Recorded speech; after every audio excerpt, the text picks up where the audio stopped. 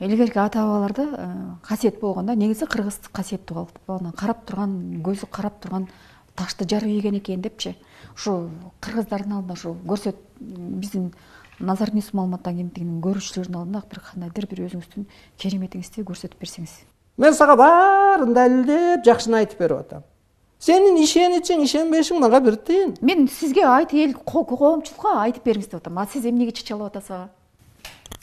Рахмат. Бизде серьезный иш болот. Серьезный сүйлөйт.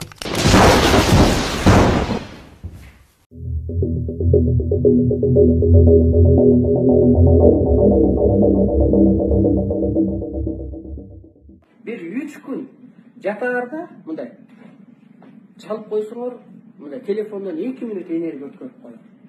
Только азыр энергиянын заманы.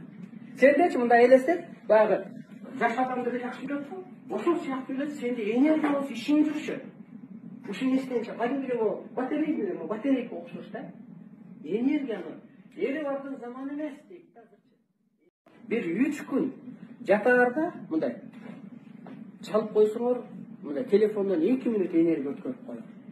Только азыр энергиянын заманы. Сендечи мындай элестет, баягы жаш адамды жакшы көрөтсүң, ошол сыяктуу эле сенде энергия болсо ишиң жүрүшөт. Ушуну эстенчи кадимки батарейка окшош да. Энергияны эри бардын заманы эмес дейт азырчы. Диндегилердин дагы мени мындай туура эмес түшүнгөн жери бар. Эми кыргыз эл илгертен эле теңир деп сүйлөп келген, мен бала кезде тең көргөндү теңирим жалгаптыр деп, теңирим колдосун, теңирим жалгасын деп, ата арбак ыраазы болбосо тириктин иши жүрбөйт деп, ошол сөздөрдү сүйлөгөн үчүн эле мени теңирчи деп алды да. Мен теңирчилик эмне экенин билбейм, анткени история билбейм, ал китепти жок да мисалгачы. Анан мен билбейм чын эле. Теңирчиликти дин кылалы деп чыккандын арасында да жок. Мен наоборот каршымын да.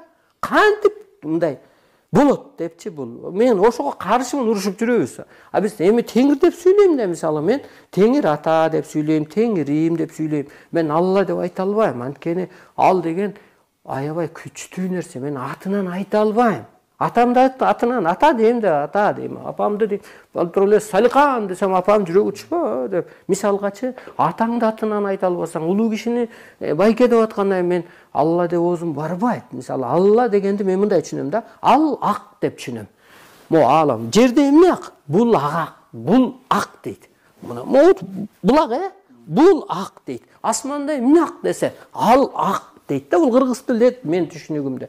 Анысы кандай андан ак, андан таза, андан күчтүү эчтеке жок. Аны эчтекеге мындай сравнивать. Анан мен аны атынан да айта албайм мисалгачы.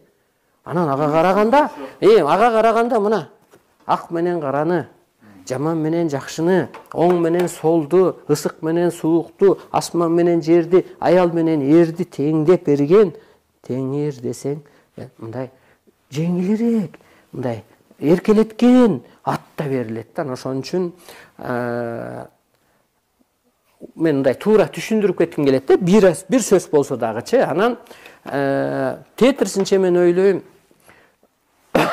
могу элдин эмгегин жеген, же Аллахты тааныбаган, же буллакты тааныбаган, же мындай жаман жакшынын айырмасын билбеген, ошо байлык, бийлик үчүн элдин ырыскысын жеген животныйларга, животный деген только курсак үчүн жашайт. Башка эчтекени билбейт. А булар ошол животта башка эчтеке үчүн жашаган жок. Мисалга да ошол сыпаттагы эми кой атап атат, пёс атап атат. Ошол адамга караганда мен ойлойм бул жаңы доордо ааламды түшүнгөн, астыр көптүр Аллахка дейбизби, жаратканга дейбизби, ишенген адамдар тез өтүп кетет деп ойлойм да бул жаңы доорго. Анан тез түшүнөт деп ойлойм.